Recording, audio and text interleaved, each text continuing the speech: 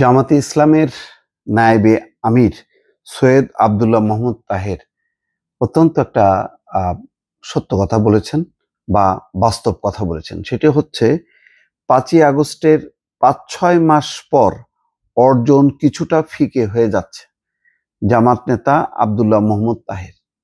আসলে দর্শক, একেবারে খুবই মানুষের মনের কথা যে অনেকগুলো অর্জন।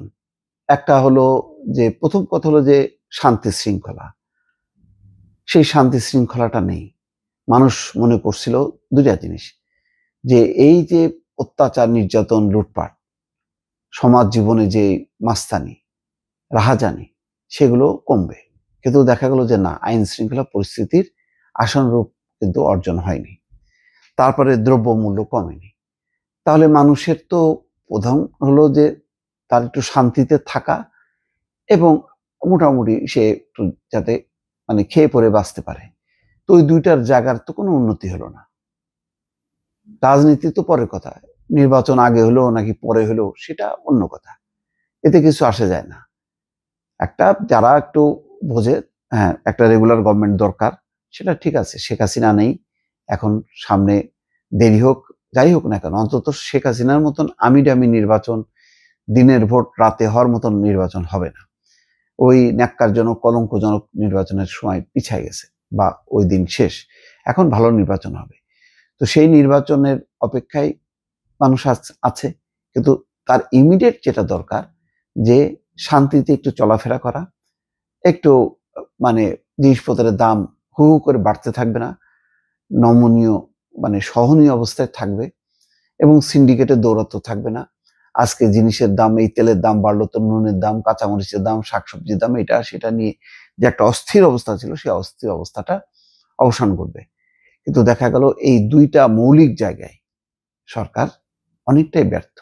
পুরোপুরি ব্যর্থ বলা যাবে না, কিন্তু সবচেয়ে বড় এর মধ্যে ব্যর্থতার জায়গাটা হচ্ছে আইন শৃঙ্খলা। আইন শৃঙ্খলা পরিস্থিতি একেবারে এত নড়বড়ে যে কিছু সন্ত্রাসীরা আস্তে আস্তে এখন তারা বের হয়েছে এবং তারা তাদের সন্ত্রাসের জাল বিস্তারের জন্য, এলাকায় আধিপত্য বিস্তারের জন্য তারা ব্যাপক তৎপরতা করছে। সেই তৎপরতা রুখে দেওয়ার জন্য আইন শৃঙ্খলা বাহিনী তৎপর না। কেন তৎপর না, এত বিশ্লেষণ তো মানুষ করতে চায় না। পুলিশ কাজ করছে কি করছে না, সেনাবাহিনী কেন চুপচাপ দাঁড়ায় থাকে, এইগুলির কোনো ব্যাখ্যা কিন্তু খুঁজে পাচ্ছে না। সেনাবাহিনী 1/11-এর সময় মনে আছে যে অন্তত একটা জিনিস ছিল, যে তখন গণতন্ত্র থাকুক আর না থাকুক, অন্তত সন্ত্রাসীরা কিন্তু দড়ির উপরে ছিল।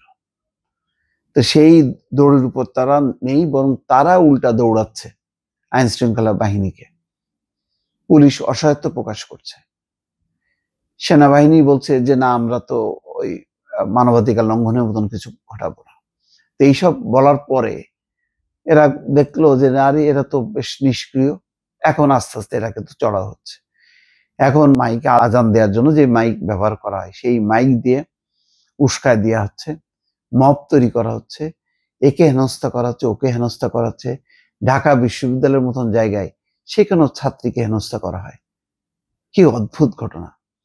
এবং সেটার ব্যাপারে সে মামলা করে, তাকে অ্যারেস্ট করে, আবার তাকে ছাড়ানোর জন্য একদল লোক থানার সামনে যে আবার হাজির হয়। এই যে পরিস্থিতি সারা দেশে, এটার ফলে অর্জনটা ফিকে হয়ে যাচ্ছে। মানুষ চিন্তা করতেছে যে হাই হাই, এটা কি হলো, পরিবর্তন কোথায় হলো? তা আগে অবস্থা থেকে মুক্তি তো হলো না।